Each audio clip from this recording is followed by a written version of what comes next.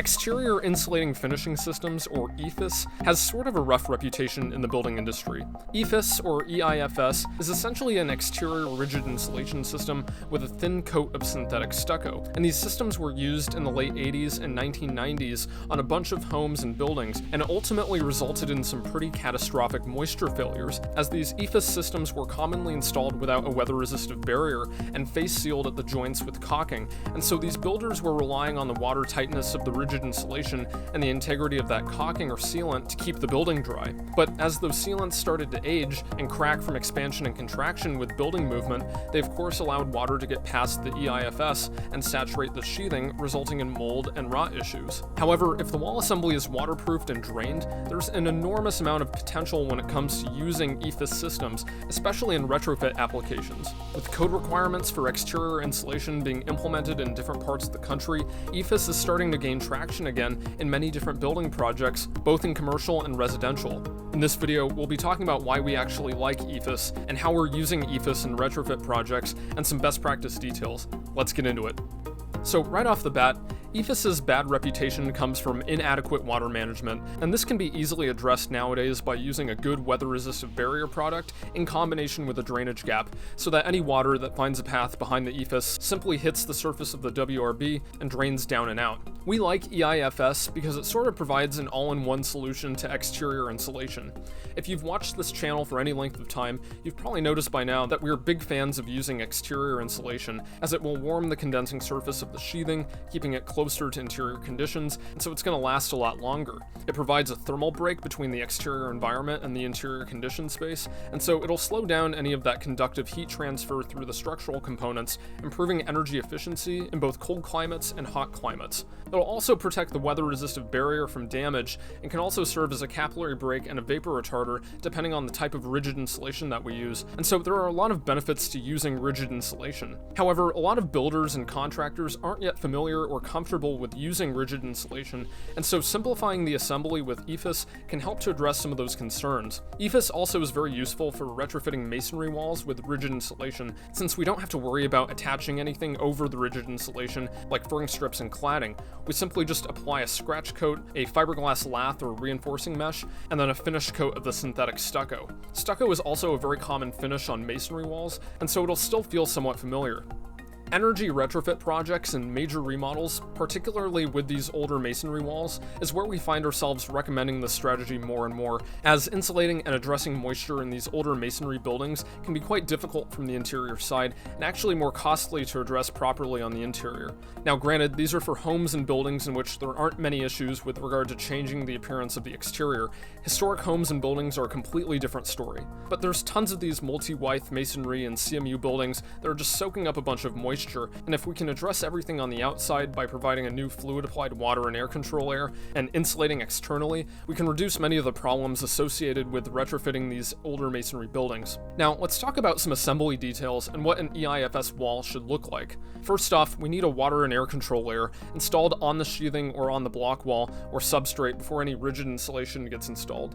For wood and steel-framed buildings, we would recommend a self-adhered or fluid-applied weather-resistive barrier product, as this will provide the benefits of a robust water control layer as well as an air barrier, because that self-adhered or fluid-applied membrane is going to be bonded to that substrate. It's not going to allow water or air to travel freely between the sheathing and the membrane like a mechanically attached house wrap.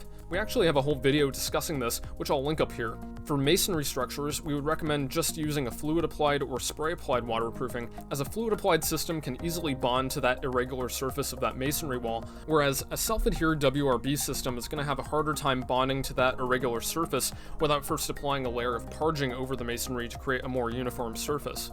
We also need a drainage gap between that rigid insulation and the WRB.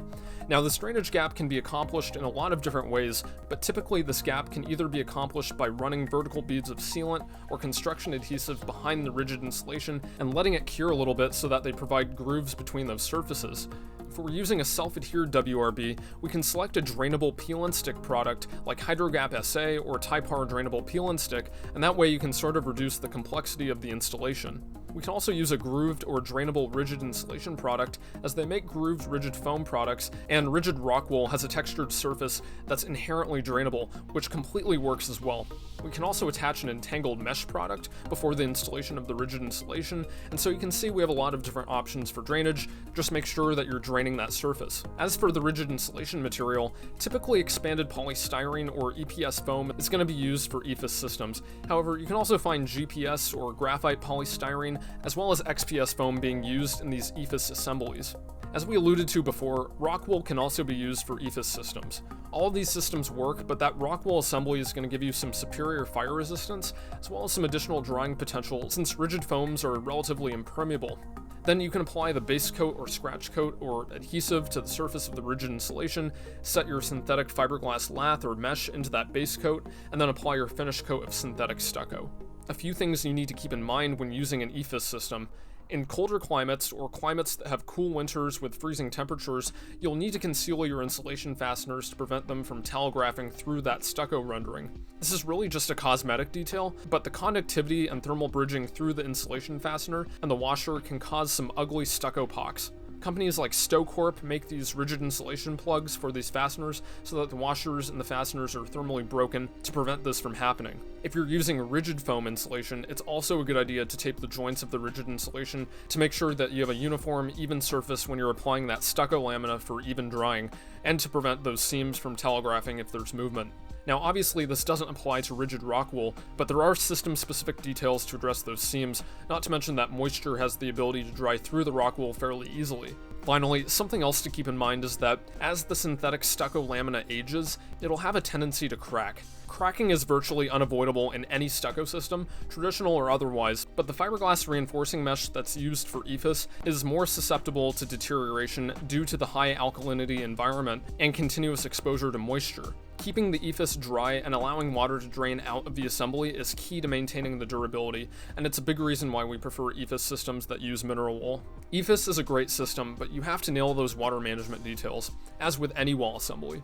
If you found this video helpful, make sure to leave a like, and subscribe for more weekly building science videos, and head over to our website at asiri-designs.com, where we have over 150 free building science articles that cover a wide range of topics. Links will be in the description below. For now, good luck with your projects. Cheers.